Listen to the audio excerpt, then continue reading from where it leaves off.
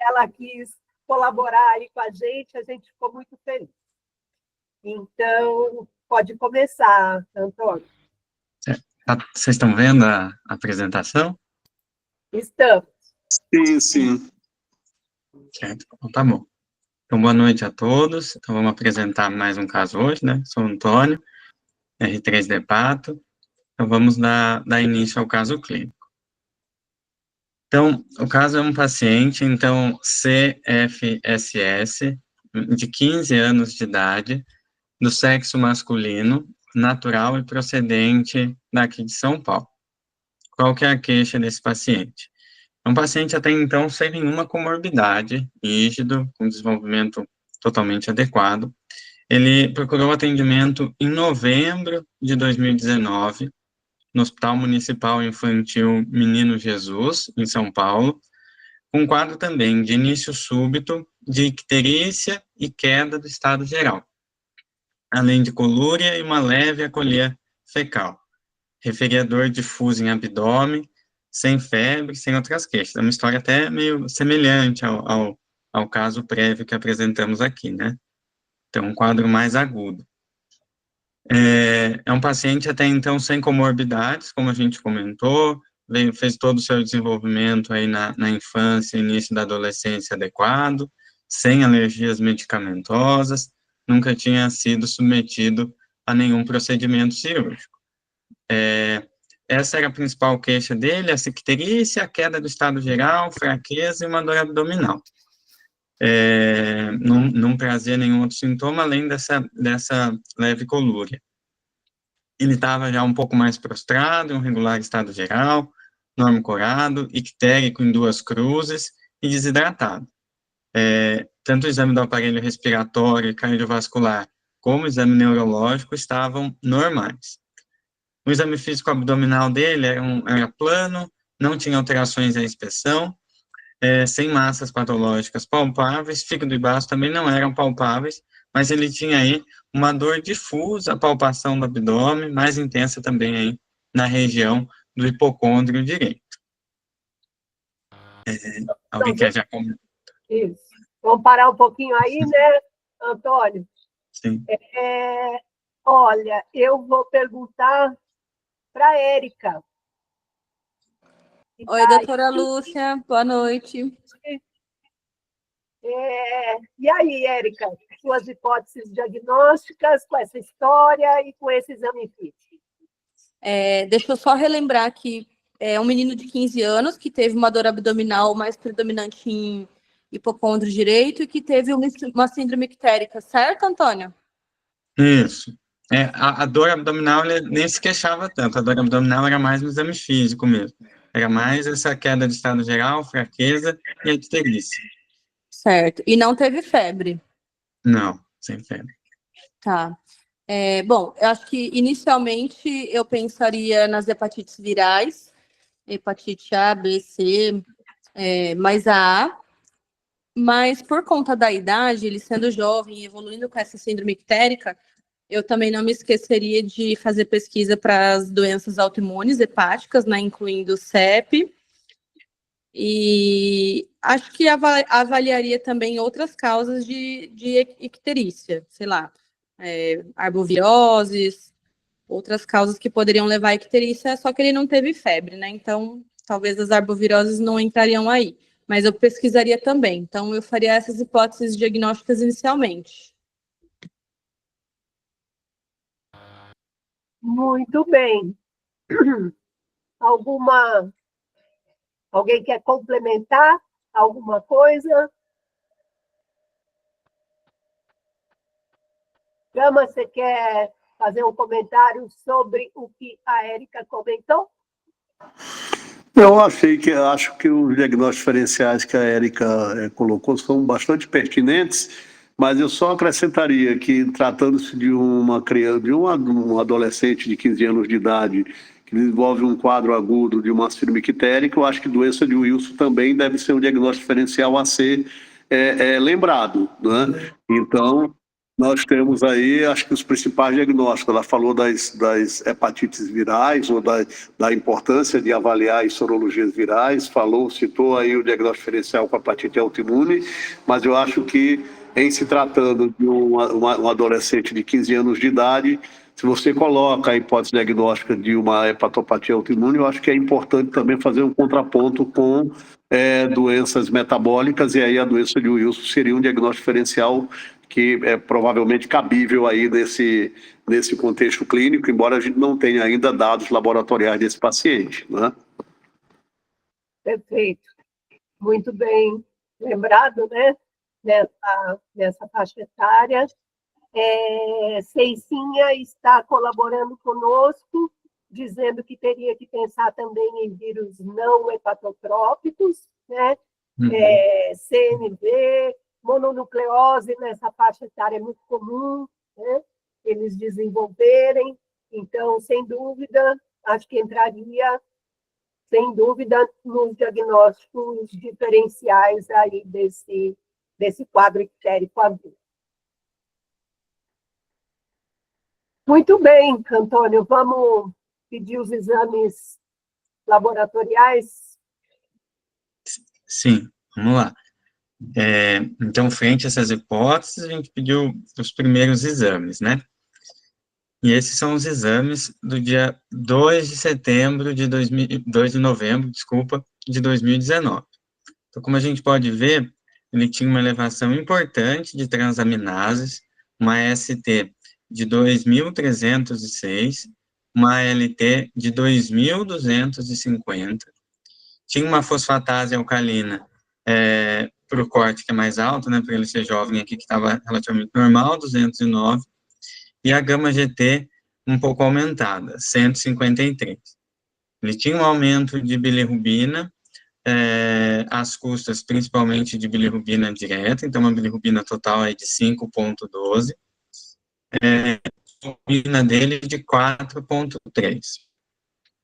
Um hemograma dele normal, HB de 15, não tinha, era normal, não tinha nenhuma alteração em VCM ou HCM, leucócitos de 10.600, enfim, não coloquei aqui, mas não tinha nenhuma alteração em linfócitos, para a gente pensar em atipia linfocitária, esse tipo de coisa, plaqueta de 386 mil. Eles até já tinham dosado ceruloplasmina, que veio normal, alfa-1-antitripsina também. E temos aí as primeiras sorologias que ele também realizou na mesma ocasião. Então, a GHBS não reagente, também não tinha se soroconvertido, né? Enfim, não tem informação vacinal, mas acredito que tenha tomado as vacinas, depilidade e tudo mais, mas o anti-HBS não reagente, o anti-HCV também não reagente. E pensando, né, nessa hipótese de hepatite A, foi pedido hepatite A IgM, que também veio não reagente, né? Então, esses foram os primeiros exames. Anti-HBC tinha IgM também, ou só o total? Só estava descrito assim, professora. Assim, tá. Só também. A gente imagina que devia ser o IgM, né? Que deve ter o IgM. Deve ter pesquisado, né? Como esse anti-HBC ele é total, ele na verdade não é IgG, se o IgM fosse positivo, ele estaria também, né? Mas no quadro agudo a gente sempre tem que olhar especificamente a IgM, né? Eu vou fazer só um comentário, aproveitando as pessoas que estão aqui, quem vai nos ouvir depois, que pensando nos diagnósticos que foram falados até agora, e lembrando que foi falado aí a Ceicinha falando dos vírus não hepatotrópicos, quando a gente se depara com esse nível, né, de aminotransferase, aí nosso raciocínio, a gente já tira esses vírus e aí volta para os vírus, realmente vírus clássicos, geralmente, e medicamento, que é uma coisa importante que eu acho que a gente deixou de comentar nessa hipótese de uma doença hepática aguda. A gente imagina que é um paciente... Aqui é uma hepatite aguda. E eu acho que medicamento também, chás, a gente está vendo aí essa infinidade de hepatotoxicidade que acontece. Esquecendo que a gente já tem uma ceruloplasmina e tal, mas pensando só, falasse assim, olha, gente, entreguei para vocês essa ALT e a AST. O que você descarta? Então, e acho que a gente tinha que lembrar também, não sei se foi falado, acho que não, né? De medicamento como diagnóstico diferencial. Sim, Na história... Tinha alguma coisa na história, Antônio? Não, realmente, esqueci de comentar isso, mas realmente não tinha nada na história de uso de nenhum medicamento diferente. E não usava nenhuma medicação, né? E não fez uso de nada agudamente. Muito bem. E aí vamos para os... Alguma coisa? Então,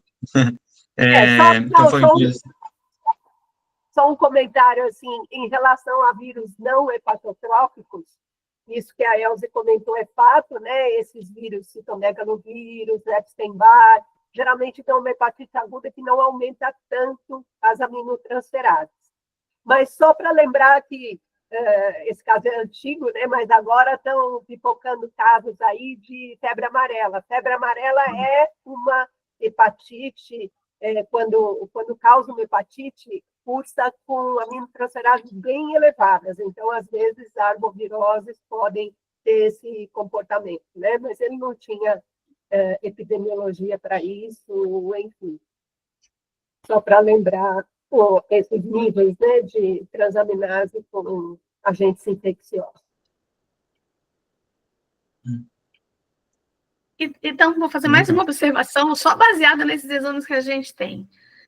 Que se a gente não tivesse essa ceruloplasmina, a gente poderia descartar o Wilson? Lembra que o Wilson, às vezes, faz uma apresentação, a gente não tem o INR dele, mas lembrando que a fosfatase alcalina dele está normal, né? E os pacientes com Wilson, que faz uma apresentação aguda, eles não elevam fosfatase alcalina. Verdade. Por outro lado, não parece ter anemia hemolítica, né? Ah, sim, sim. É boa. Exato. Gama, o que você acha? Um Wilson agudo pode chegar a esses níveis aí de aminotransferases? Será? Está fechado o seu microfone.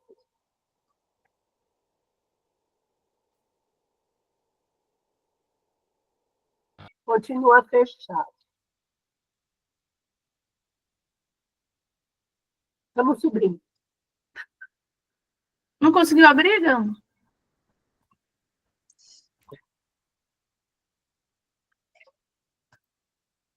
Agora ficou sem imagem e sem som.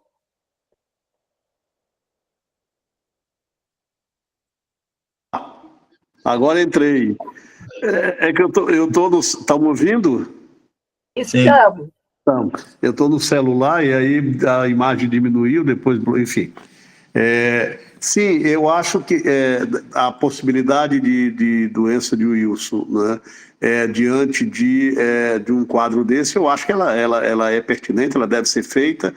A fosfatase alcalina a gente sempre olha por conta dos níveis que são normais ou mais baixos, embora a gente esteja vendo aí, não é, uma criança, quer dizer, um adolescente de 15 anos de idade, mas a fosfatase alcalina é um bom marcador aí diferencial nesses quadros de hepatites agudas em que a gente coloca a doença de Wilson como diagnóstico diferencial. E a gente sempre sabe que nesse momento aqui, nessa faixa etária, pensar naquilo que é um diagnóstico diferencial pertinente, que é a hepatite autoimune, a gente tem que colocar como contraponto o diagnóstico diferencial também de doença de Wilson. As transaminases não são tão exuberantes, nesse sentido, para fazer diagnóstico diferencial de uma coisa e outra.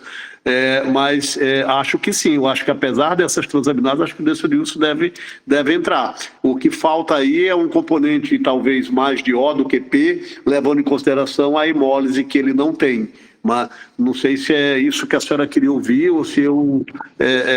Isso mesmo.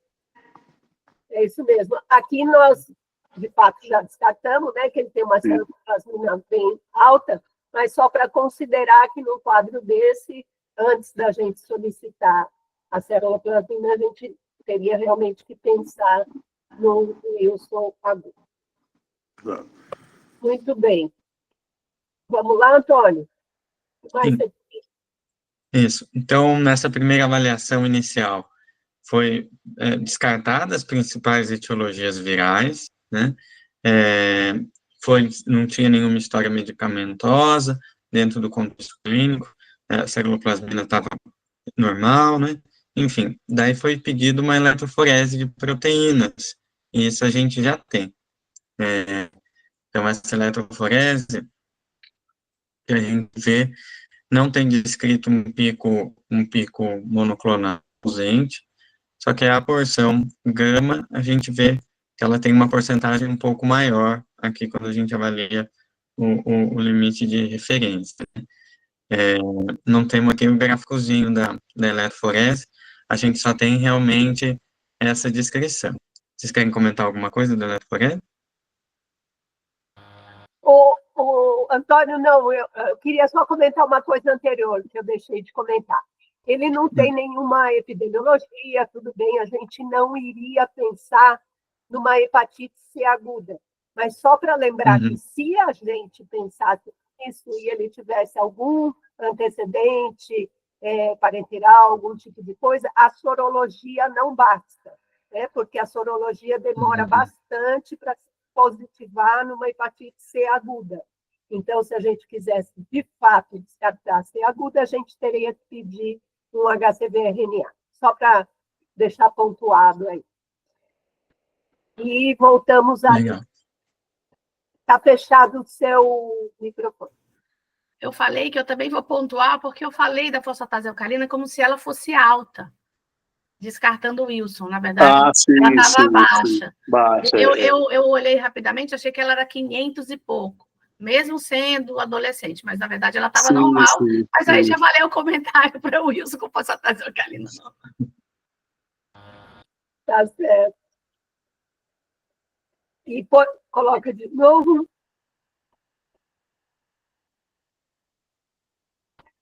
Érica, vamos voltar para você.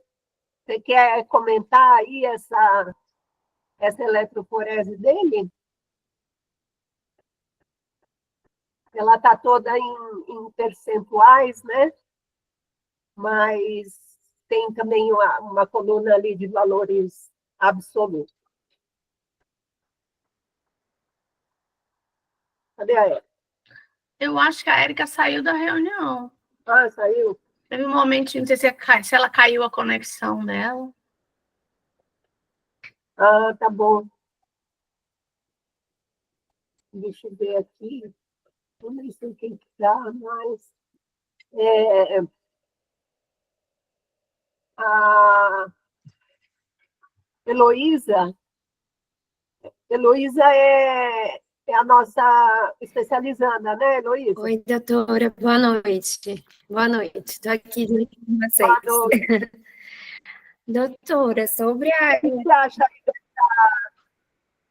a eletroforese, doutora, eu acho que eu não tenho um comentário específico a fazer, Pode passar, não. então? Depois a gente comenta tudo? O que a gente achou alterado aí, Heloísa? A fração gama, né, que está um pouquinho aumentada aí, em relação ao nosso controle aí. Mas eu confesso que eu tenho até dúvida, eu vou compartilhar essa dúvida, porque às vezes é uma dúvida de outros colegas também. Eu tenho até dúvida do quanto valorizar essa informação de forma isolada, né? Então, acho que vale a pena juntar com os outros exames também. Com certeza. Quer comentar, Elfrim, essa questão? Não, na verdade, a gente pensando numa etiologia suposta autoimune, baseado no que a gente já descartou, a gente esperaria um pico de gama-globulina, né? E a gente não teve isso, quer dizer, ela tem uma gama-globulina pouco elevada, e você está certa. Existem casos, né, que pode não elevar a gama-globulina. A hepatite autoimune tipo 2 eleva menos ainda a gama-globulina, E a gente realmente, o doente não lê o livro, né? Nem sempre ele lê o livro. Então, a gente pode ter realmente ausência desse pico de gama-globulina. Perfeito.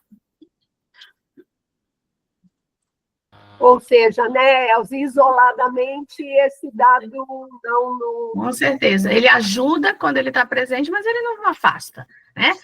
A não ser quando a gente tem um paciente homem que vem com uma hipótese de hepatite autoimune sem nenhum marcador e com a eletroforese de proteína normal, aí você vai juntando os fatos, mas só uma eletroforese não dá para a gente descartar.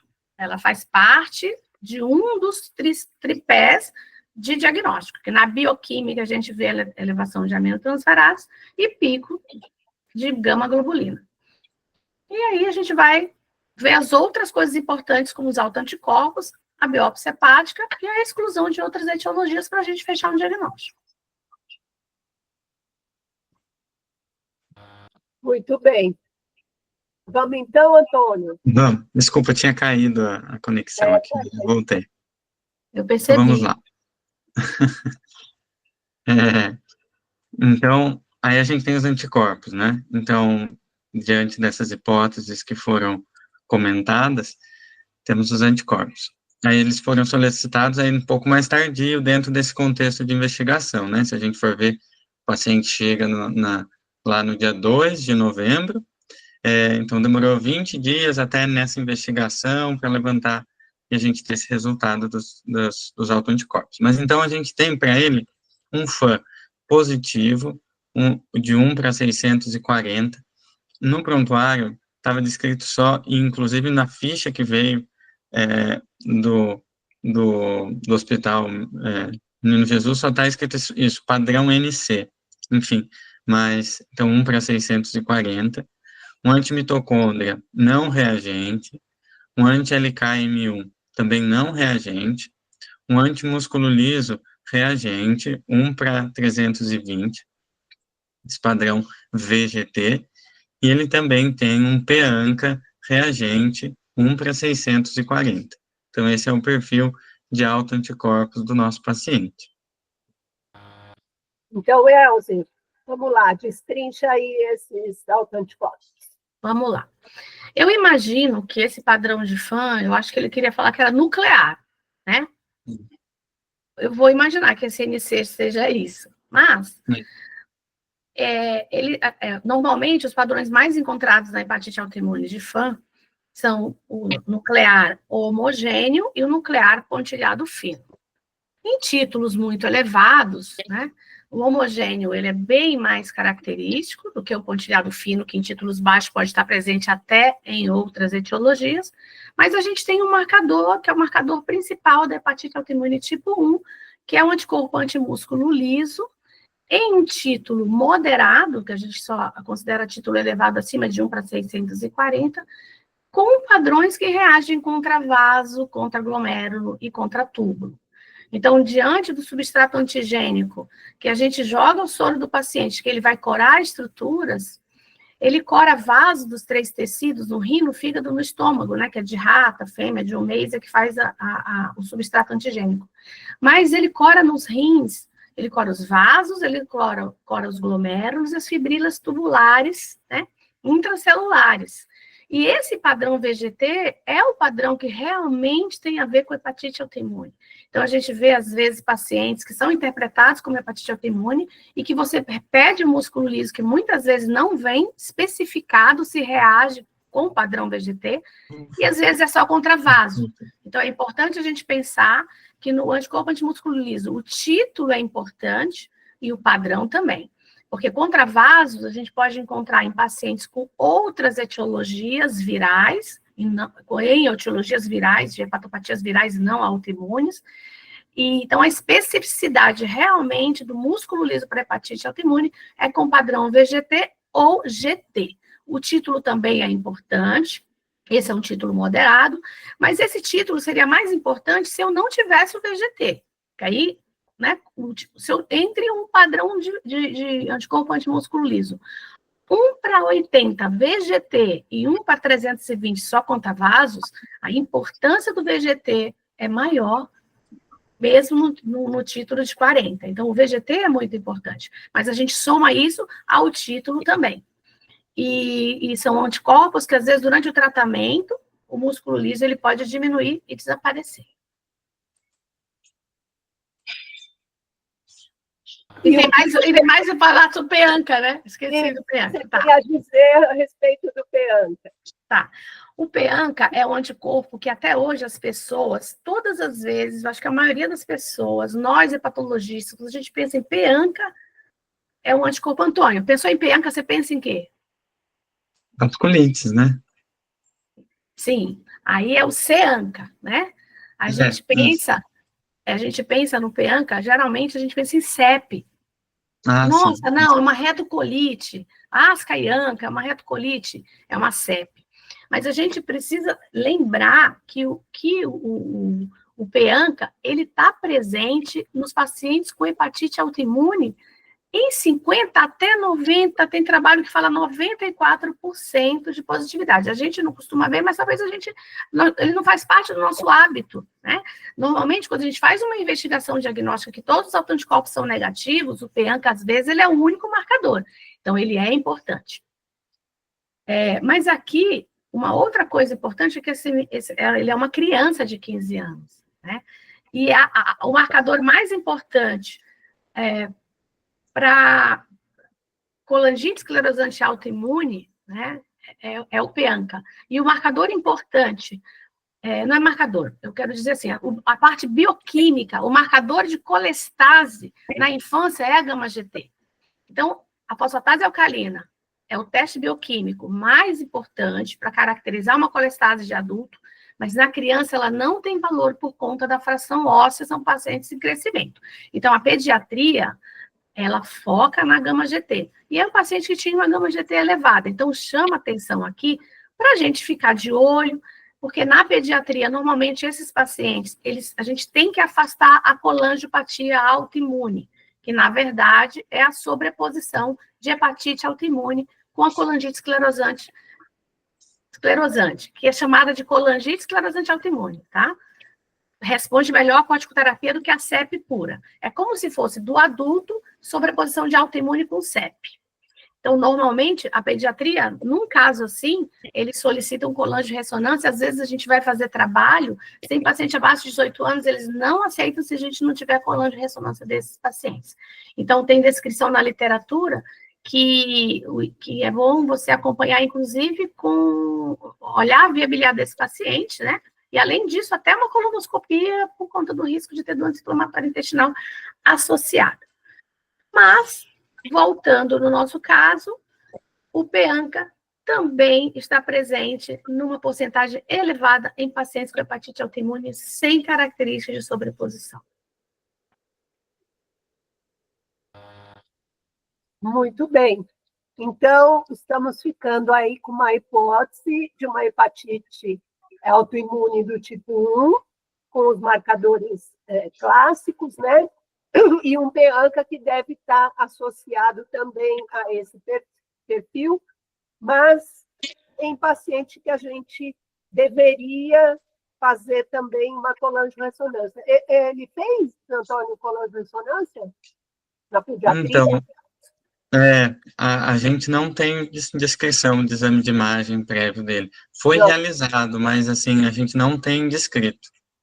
Ah, foi realizado. Foi, mas não consegui esse exame. Provavelmente não tinha alteração significativa, né, para não ter prosseguido com isso. Muito bem, então vamos em frente? Sim. E aí, diante desse contexto e com essas hipóteses, né, como a gente comentou, principalmente hepatite autoimune, ele foi submetido à biópsia hepática, né, e é o próximo exame que a gente tem. Aí, no começo de 2020. A gente não tem as imagens, né, da lâmina, as microfotografias, mas a gente vai ler a descrição. Então, cortes do material mostram um fragmento de fígado que tem a arquitetura lobular preservada. Os espaços portais estão intensamente alargados às custas de edema e infiltrado inflamatório linfomononuclear, com presença de eosinófilos e plasmócitos,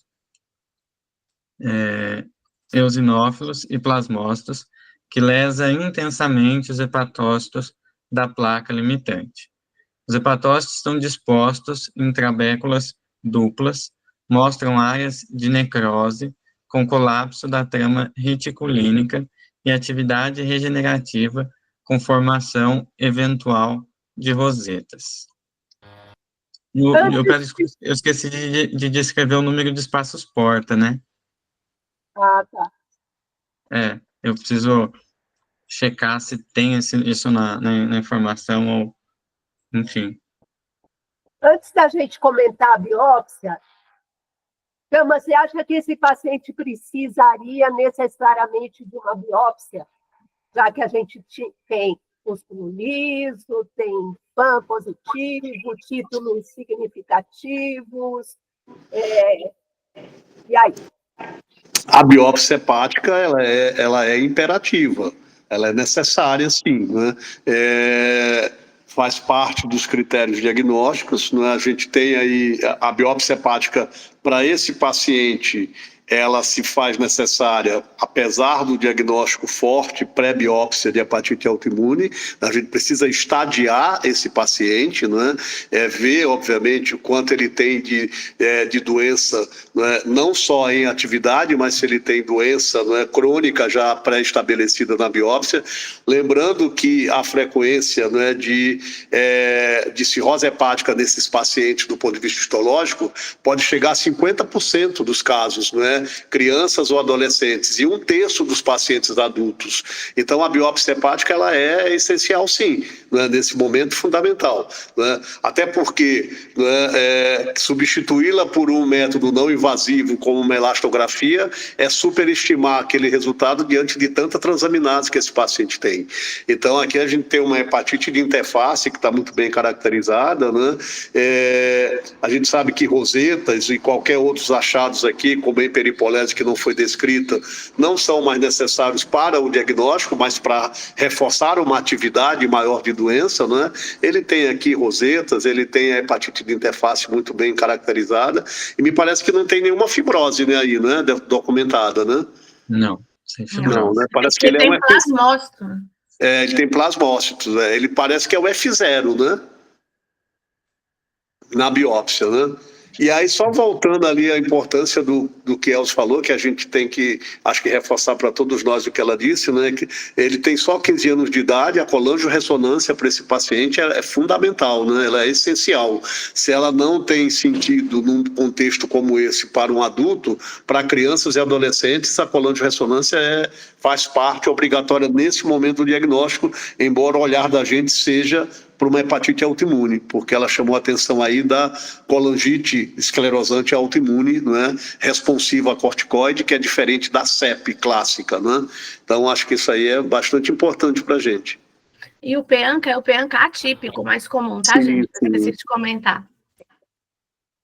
E aí, Elza, o que você achou dessa biópsia? O Gama aí já comentou bastante coisa, mas eu quero ver também a sua opinião sobre ela. Então, eu acho que a gente tem um paciente, nós temos um diagnóstico já, né? É um paciente que tem elevação predominantemente de aminotransferases, apesar de não ter um pico de gama-globulina como a gente esperava. Ele tem uns autoanticorpos compatíveis com hepatite autoimune tipo 1, com padrão VGT de músculo liso, e uma biópsia hepática característica de uma hepatite autoimune. Então, ele tem um infiltrado de plasmócitos. O que chama atenção aqui é um pouquinho de eosinófilos, que não que a gente costuma ver eosinófilos mais em hepatite por droga, mas tem um pouco de eosinófilos. E ele tem uma hepatite de interface, já rompendo a placa limitante, e já com esboços de roseta. E como o Gama falou, o que chama atenção é que a gente não tem fibrose. Então, a impressão que a gente tem, e tem colapso, né? A trama de reticulina, me lembro da Valéria mostrando para a gente algumas imagens do colapso, que fica tudo grudado, né? Os hepatócitos estão desabados, realmente. Então, ele tem um processo inflamatório intenso, e a impressão que eu tenho que é um quadro sugestivo de uma hepatite aguda e não crônica, pelo fato de não ter fibrose na região periportal. Mas isso é super discutido, porque não existe uma classificação, nem dentro dessa nova classificação, para uma hepatite autoimune aguda genuína, tá? Que pode ter alterações muito sugestivas de DILI. Aqui não é o caso. O caso que eu discuti anteriormente, hoje à tarde, que eu comentei, eu acho que é um agudo genuíno que está com região só centro-lobular e que ainda vai evoluir para comprometimento depois, porque o clássico é a gente encontrar alteração do espaço porta, né? Então, a gente foi muito questionado uma publicação de um artigo, porque eles brigam falando que hepatite crônica, hepatite aguda genuína, ele não pode ter um infiltrado inflamatório no território periportal.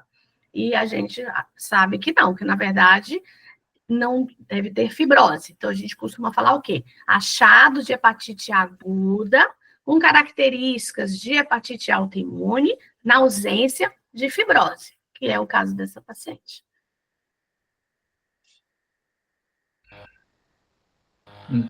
Perfeito. Vamos embora, Antônio, o que mais você tem aí? E só para finalizar, o diagnóstico da biópsia foi o seguinte: eles deram como uma hepatite crônica, talvez pelo infiltrado, mas apesar de não ter fibrose, né? Mas eles escrevem como uma hepatite crônica com intensa atividade, presença de focos de necrose hepatocitária com colapso da trama reticulínica, intensa atividade regenerativa hepatocitária, ausência de colestase, e laudando como os achados são consistentes com a etiologia autoimune. Então, era 2020, né? Esse é o grande problema, que seria legal o patologista com esse olhar, né? O que realmente caracteriza uma cronicidade, né? O fato de ter um infiltrado na região portal já caracteriza uma cronicidade? A gente, quer dizer, eu sou uma clínica, né, que a gente aprendeu muito com a doutora Valéria e a gente, dentro da nossa, não sei, Lúcia, dê sua opinião e o Gama também, o deles, né, mas, normalmente, o fato de não ter fibrose, eu acho que caracteriza uma hepatite aguda. Assim que a gente estava interpretando, né, esses casos que a gente tem muita atividade necroinflamatória, total ausência de fibrose, a gente estava denominando isso quadros agudos genuínos, né? Porque a fibrose, ela é de instalação rápida também, ela não demora para ser instalada a partir do momento que você tem muito processo inflamatório. Então, o fato de você ter total ausência de fibrose caracteriza que o quadro é agudo, né? A gente não consegue definir tempo e de evolução. Tinha umas características descritas, né, Elzi, para aguda genuína, que talvez você depois comente, que não é em todos os casos agudos que a gente encontra aquelas alterações. Perivenulite central, a característica de uma perivenulite central de área de necrose centrolobular, como se fosse a DILI. A autoimune imita a DILI e depois ela vai dar essas alterações clássicas do espaço porta. Exato. Então, a gente aceita isso e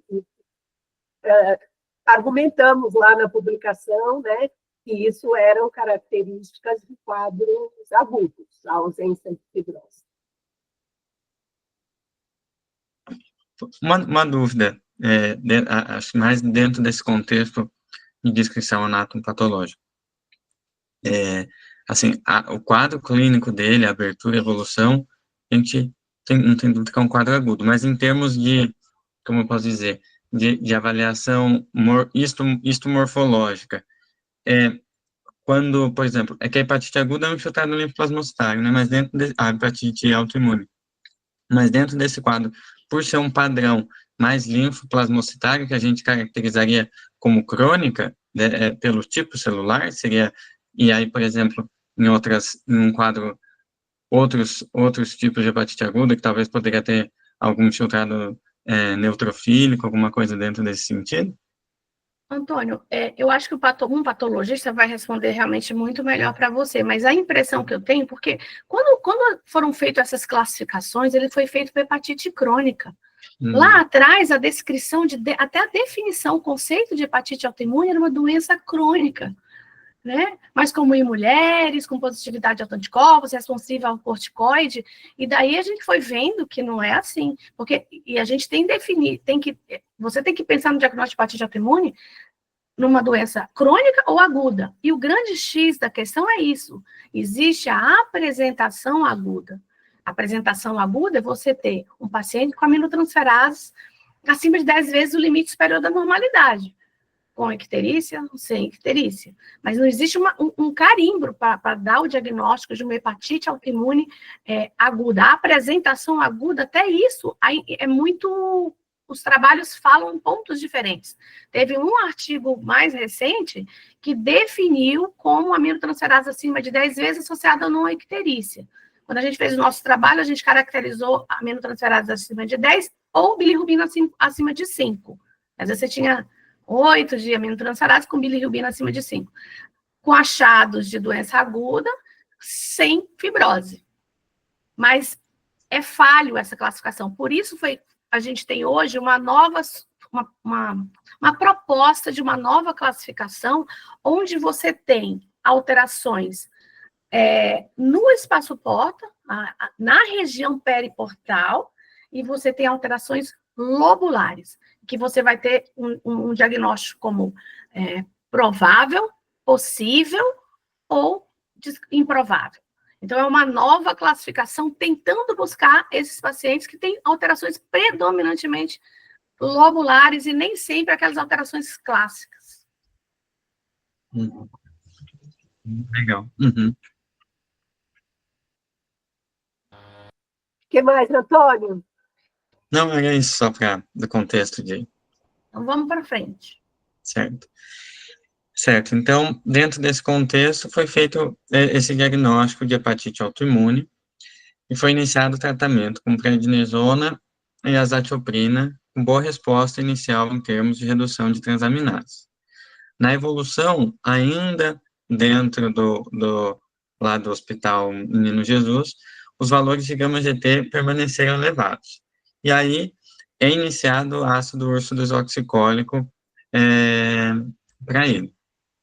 E ele é encaminhado para a gente, passando numa primeira consulta, em março de 2023, em uso de azatioprina, 100 mg, que dava ali 1,6 mg quilo dia, prednisona, 5 mg, e ursacol, 900 mg dia, que dava aí 15 mg por quilo por dia. Ele passa nessa primeira avaliação em março de 2023. Então, ele chega para a gente com exames prévios, né, de janeiro, e aí já normalizado do ponto de vista das transaminases. Lembrar que aí tem um intervalo de praticamente 3 anos, né? Ele faz o diagnóstico em janeiro de 2020, e todo esse acompanhamento em 3 anos é em serviço externo. A gente tem a descrição que ele inicia o corticoide, inicia a azatioprina, ele melhora de transaminases, mas o gama-GT permanece alto, e por conta disso que eles entram com o ursacol. E aí ele chega para a gente nesse quadro. Então, na avaliação inicial... Quanto tempo de azatioprina e prednisona que eles observaram sem melhorar a gama-GT para acrescentar o ursacol? Você tem esse dado? Não, esse dado a gente não tem. Porque foi lá no Menino Jesus, né, Antônio? Agora, gente, isso. Lá eles não iam deixar de fazer uma colônia de ressonância, não é? A gente imagina que não. Não, e ele fez mesmo, é que a gente não fez, tem o resultado, né? A gente sabe que estava normal. Mas, então, ele chega para a gente aí com uma ST de 26, a LT de 20, então já normalizadas, uma FA de 62, aqui já com a gama-GT normal também, né? 19. Um bilirrubina de 0,4, albumina de 4,2, um RNI de 1,1, aparentemente sem nada de comprometimento de função, e HB de 15, normal, sem nada de alterado em hemograma, função renal também normal, e uma IgG aqui de 1.680. Então, suspensa a prednisona, é optado por ainda manter o Ursacol, só para não suspender 2 medicações de maneira concomitante, e foi mantido, então, azatioprina e Ursacol, e dado um retorno mais breve. E aí ele volta em abril, 3 meses após, e aí é suspenso, então, o Ursacol e mantido o segmento trimestral com o uso apenas de azatioprina.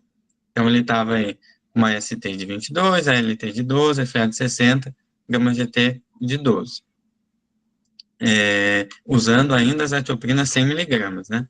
Bilirrubina Isso, total de essa 0. dose de, desculpa, Antônia, essa dose de 100 miligramas corresponde a 1,5? Dá mais de 1,5 miligramas por quilo? 1,6 miligrama quilo. Ah, tá. Isso. Porque a gente tem que sempre lembrar disso. Quando a gente vai suspender o corticoide, a asa precisa estar otimizada, porque às vezes não segura. Às vezes esses 5 miligramas de corticoide é o que está segurando, principalmente esses pacientes da pediatria que vem usando muito tempo. Então a gente precisa otimizar a dose da asa para a gente pensar na suspensão. Mas estava otimizada, que é 1,5 a 2. Beleza?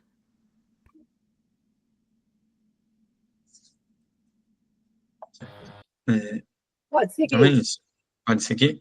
Uhum. E aí, nessa evolução, ele acompanhando aqui com a gente, então as transaminases permanecem normais em agosto, novembro de 2023, ele acompanhando sem nenhuma alteração laboratorial, em uso adequado das medicações.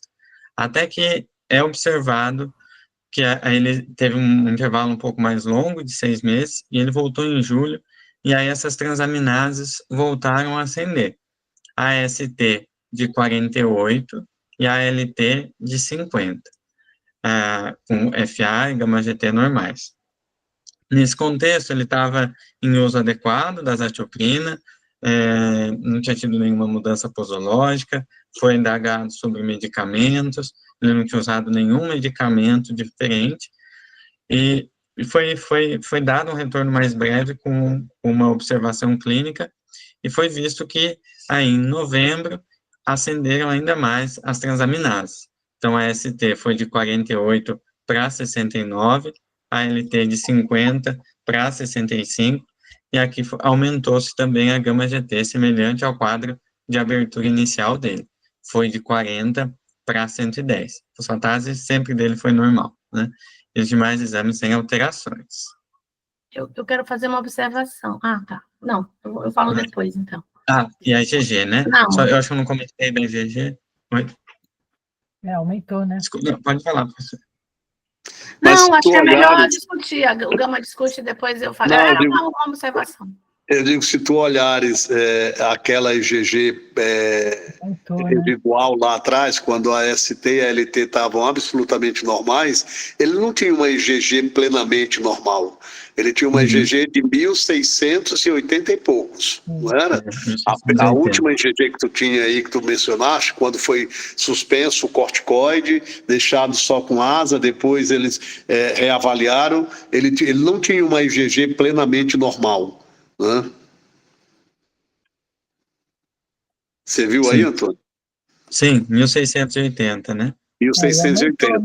Né? Suspende a... E ela se eleva, 1.730.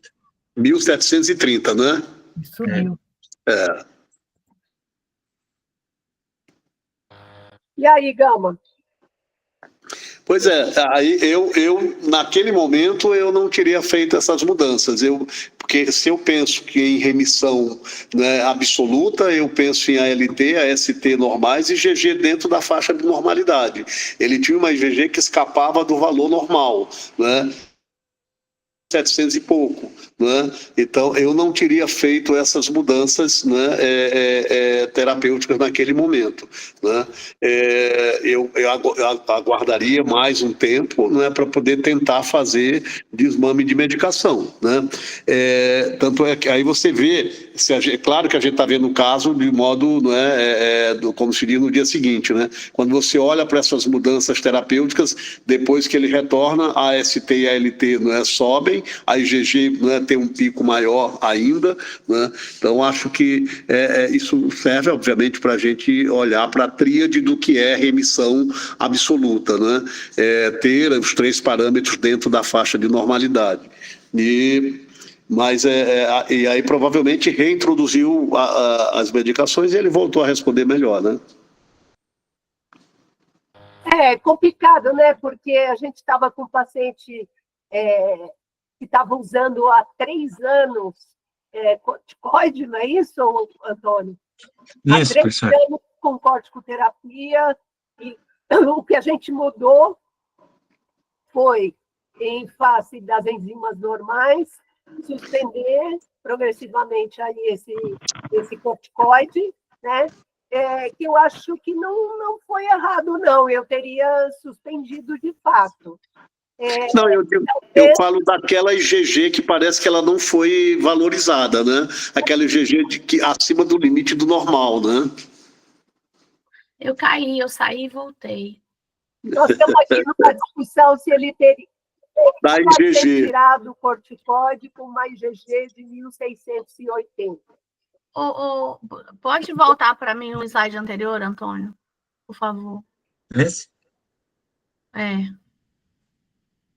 Olha, assim, eu vou falar da minha experiência pessoal. Todos os pacientes que a gente recebeu da pediatria, que vinham tomando 5 miligramas de corticoide, todos o que eu reduzi fizeram flare. Aí eu entendi que a gente reduz de 5 para 2,5 para tentar a suspensão. Então, hoje, com a experiência que eu tenho, eu tentaria suspender sim. É criança, né, gente? A gente não pode deixar corticoide muito tempo. Eu tentaria, mas talvez eu fizesse só um esquema mais escalonado de diminuição. Eu acho que eu não ia valorizar tanto assim essa IgG. Eu acho que eu também tentaria sim. Ele tirou de uma vez, Antônio, esses 5? Você tem essa informação? Tem essa informação, a gente tem, foi suspenso de uma vez. Porque, inclusive, tem algumas recomendações que é exatamente isso, né? Você retirar dos 5, reduzir para 2,5, né? Depois, né, fazer alternado 2,5 até suspender, porque nesse uso prolongado do corticoide, às vezes, não fazer esse desmame mais paulatino, daqui a pouco vem efeito rebote, não necessariamente das aminotransferases, mas aí vem miopatia, vem uma dor muscular, e aí você começa a achar que é uma outra doença autoimune se sobrepondo àquela do fígado, né? Então, quando você faz um desmame paulatino e gradativo, né, já no uso prolongado do corticoide, você melhora esses efeitos rebotes da retirada do corticoide, né? Então, esse 2,5 que parece não fazer falta, faz falta sim, né? 2,5 agora, depois, né, mantém, depois dias alternados, enfim, até suspender, né? E eu me incomodava assim, essa IgG, né? Essa IgG não está dentro do valor absoluto normal, 1680, né? Como se isso fosse um sinalizador de que, assim, olha, ele não está em 100% de remissão absoluta, né? Mas aí, claro, agora eu estou sendo privilegiado pelo resultado dos exames depois, né? Aí o senso crítico fica mais, né? Mais assim, no que eu faço assim, no meu dia a dia, eu quero ter uma IgG também normal, como eu quero ter ST normal e LT normal, né? E aí, da mesma forma que a gente sempre olha, que eu não sei se tu e doutora Lúcia estão de comum acordo com isso, né? Nesse desmame gradativo do corticoide, vou fazer, tá 5, eu vou reduzir para 2,5. Aí numa avaliação subsequente, Antônio está falando, tá 14, tá 16. E aí eu me surpreendo com 23 e 25, né? Ainda dentro da faixa do normal, mas subiu. Isso é um reflexo que a gente tem que dar uma pausada e falar, opa, será que esses 2,5 que eu vou tirar agora não vai fazer falta para o doente? Porque ele mudou aquele padrão de 14,15 e foi para 23 dentro do normal, que é, sei lá, 32, por exemplo. Você entendeu o que eu falei? Não, eu entendi, e eu faço isso, eu olho, eu gosto de resposta 12, 15, 18, ali que eu gosto de resposta de ALT-AST. Mas eu acho que você está certíssimo. Eu vou devagarinho e vou observando, e às vezes eu deixo aquele 2,5 e eu tenho pacientes que tomam 2,5 que eu não consegui tirar. Mas se você achar um paciente meu com corticoide, é porque eu tentei de várias maneiras e eu não consegui suspender. Porque eu sempre tento, depois de um ano de tratamento, com estabilidade, resposta bioquímica prolongada, resposta bioquímica, eu tento suspender mesmo no primeiro ano. O que eu ia chamar a atenção, gente, de vocês, era o VCM desse paciente. O VCM dele inicial, acho que era 89. E ele tem 94, 95, 97. Então, isso faz a gente pensar que ele, teoricamente, ele tem uma dose de asa boa. Tipo assim, que eu imagino que ele vai ter uma acetilguanina dentro do nível terapêutico. Ou mais alto. Se tiver mais alta, a toxicidade é para a medula. A gente imagina que não, porque as plaquetas dele estão boas. Então, talvez ele seja um paciente que precisa de corticoide. A gente não tem metabólise da asa aqui, é o corticoide fazendo falta aí, Gama, tá vendo? Não sei se vocês entenderam o que eu falei, gente. Entendi. Essa mensagem aí, esse ensinamento da gente estar olhando para o VCM do hemograma completo de um paciente com hepatite autoimune, né, é uma mensagem extremamente relevante, né, forte, que a gente tem que estar, não é, olha só para a hemoglobina, olha para a leucócito, olha para a plaqueta e não olha para o VCM quem está usando cronicamente a azatioprina, né. Às vezes é o primeiro marcador de mielotoxicidade na azatioprina, né, e aí você tem que pausar, refletir e estabelecer mudança de conduta, né? Então, isso aí é uma coisa que eu acho de suma relevância nesse comentário. E um bom marcador de adesão também, né? Sim, exatamente. Sim. Aqui a gente pode assegurar, né, entre aspas, que o paciente está usando, né? Ele está usando, Mas e aí, Antônio, o que fizemos? Sim, perante esse aumento, a gente, então, voltou com a prednisona dele. A gente voltou com a prednisona numa dose de 10 miligramas ao dia e foi mantida a azatioprina 100 miligramas ao dia.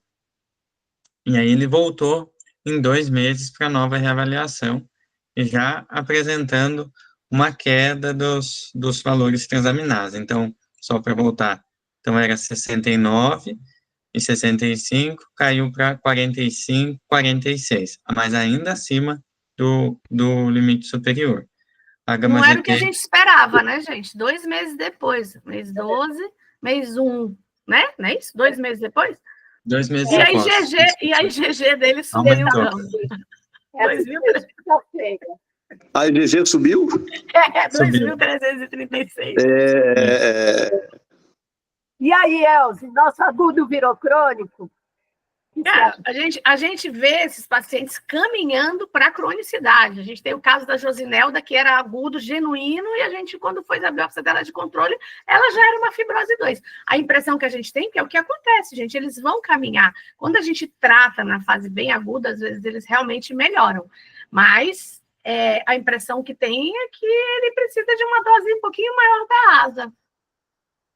Isso. E que foi o que foi sugerido, né? Nessa consulta de janeiro, o que foi... Aqui a gente não tem o VCM dele. A gente até tem, mas eu não coloquei aqui, se eu posso... Tá bom, não tem problema. Peço Era desculpa. só porque a gente está... Sim. Estamos com tempo, são 8 horas. Sim. Depois eu pego. Mas ele, então, foi iniciado a prednisona, e aí, nessa consulta, foi optado por aumentar a azatioprina para 125 miligramas ao dia. E aí, ele voltou agora em março com a gente. E aí, nesse retorno, foi feito esse aumento, só que ele se confundiu. Na verdade, ele aumentou a prednisona. Então, ao invés de tomar ele usar 2,5 comprimidos da azatioprina, ele usou 2,5 comprimidos da prednisona. Então, na verdade, ele estava usando 15 miligramas ali da prednisona. E com isso, ele teve uma melhora do padrão de transaminases, a gama-GT ainda um pouquinho alta, e a IgG caiu, né? Mas então ele voltou usando mais corticoide e mantido a azatioprina de 100. E aí que a gente orientou ele voltar, mudar a conduta, né, e aumentar a dose da azatioprina. De qualquer modo, foi bem, né? Normalizou as enzimas e baixou um pouco a IgG, né? Mas aí tem o caminho. Né? Mas, gente, eu faria uma coluna de ressonância, né? Eu gostaria de ver uma coluna de ressonância dele. Hoje ele tem que idade? Hoje ele tem 15? Não, hoje ele tem 15, foi em 2019, né? Ele tem 20, 25.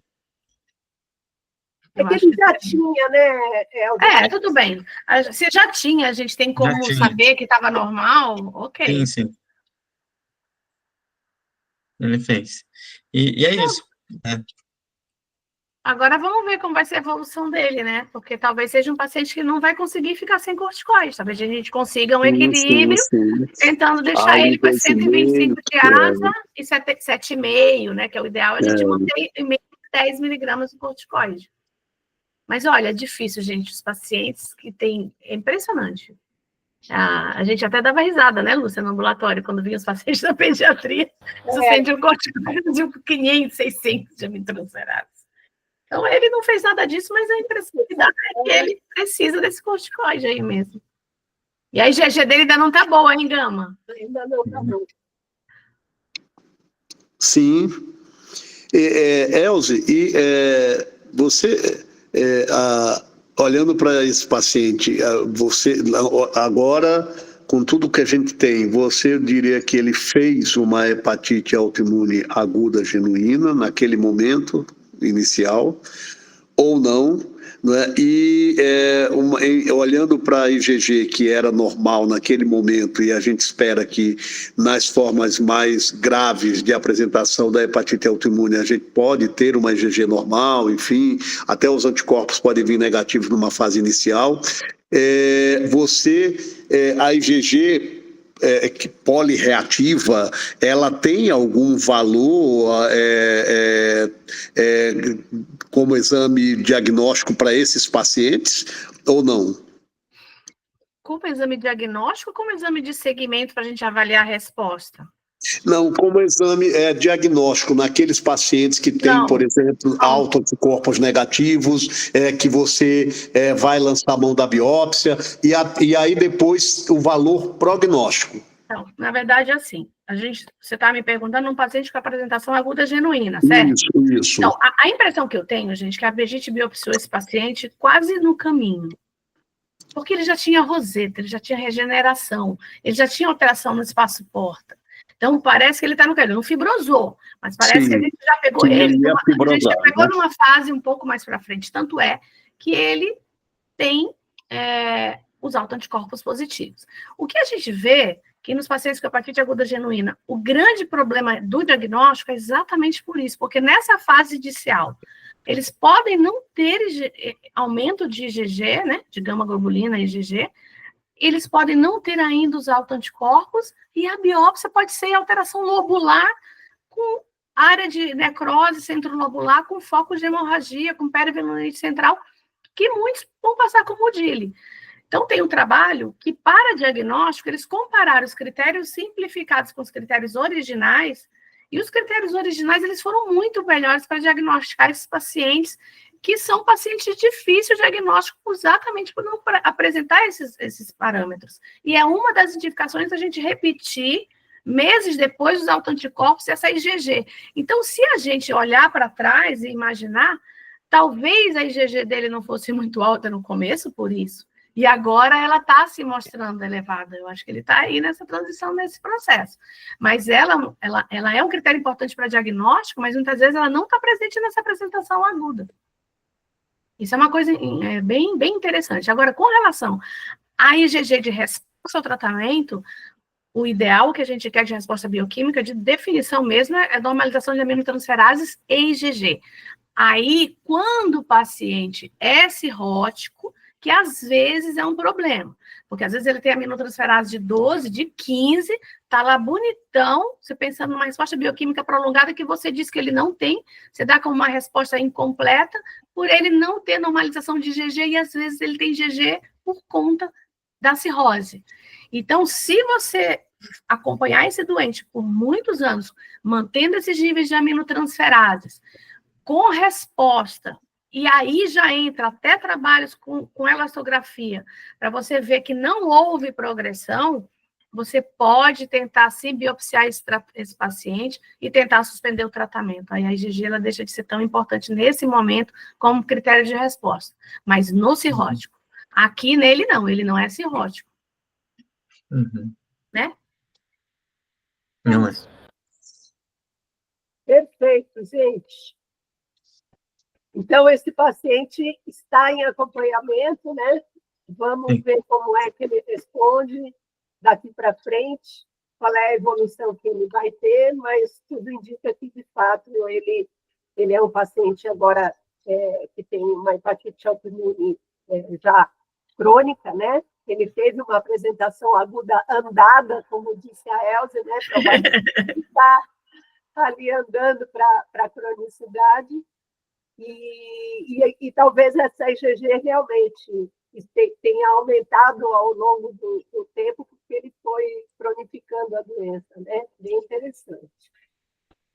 Bem legal. Gente, que mais perguntas, comentários? Cadê o Edu? O Edu não botou a carinha dele aí. Acho que ele não conseguiu Boa entrar. noite. Ele está aí faz tempo. Boa noite. Eu assisti Meu a brilhante exposição do Antônio e da doutora Elze, a discussão da doutora Maria Lúcia e do doutor Gama. Que bom, meu Eu Deus. tinha visto, eu que vi esse caso com o Antônio no seu primeiro dia de ambulatório, né, Antônio? Você só pegou o caso legal aquele dia, daqui a pouco você vai apresentar um próximo aí. Mas esses casos que a gente fica tateando dose, eu sinto muito que a gente perdeu, acho que para as autoimunes a maioria não perdeu, mas para muito doente a gente perdeu a nossa gastrofolha, né? E essa coisa é tão importante assim para responder para elas, se ele fez coranjo, se ele tem isso, se ele tinha... Esse caso, eu liguei para a Kátia é a patologista do Sírio, e ela mandou mensagem respondendo que ela não está no Sírio há 4 anos. E daí ela me passou quem está responsável, que é a Cristiane. Daí mandei mensagem para a Cristiane falou, olha, como você não vou conseguir, porque essa biópsia de 2000 tem que pedir num lugar para trazer, eu não vou conseguir ver, mandar fotografar para poder apresentar para vocês. Mas eu falei, você apresentaria numa outra oportunidade? Ela falou, lógico. Eu não conheço, a Kátia eu conheço de nome, porque ela é patologista do transplante do fígado lá do Sírio, mas não está mais lá. E essa Cristiane, eu também não conheço, mas aparentemente é quem ficou responsável. Então, se a gente tiver esse paciente novamente, a gente vai ter essa biópsia para mostrar. E é engraçado, né, por causa desse infiltrado, aumento da infiltrado inflamatório no espaço porta, é o que faz a gente chamar hepatite crônica. Né? Então, parece que migrou do lóbulo, migrou para o espaço porta, e daí você ganha o direito de chamar de crônico, e não o tempo, nem... Né? Muito legal, porque eu não tinha lido o laudo e não tinha pensado nisso. Eu só tinha visto a descrição com o Antônio, eu até peguei, porque eu fotografei a biópsia. Ela não fala nada de número de espaço porta, mas fala só do tamanho, que tinha 1,7 centímetros. E então a gente vai ficar na dúvida se tem esse diagnóstico de ser uma coisa mais aguda mesmo, se é um crônico já, como é que ele está. Eu acho que era o agudo caminhando. Depois, eu não vi que eu tinha combinado isso, eu fiquei na dúvida, será que eu sugeri a melhor conduta para o Antônio? Eu falei, vamos inverter, voltar para o que a gente tinha pensado, né? Aumenta a asa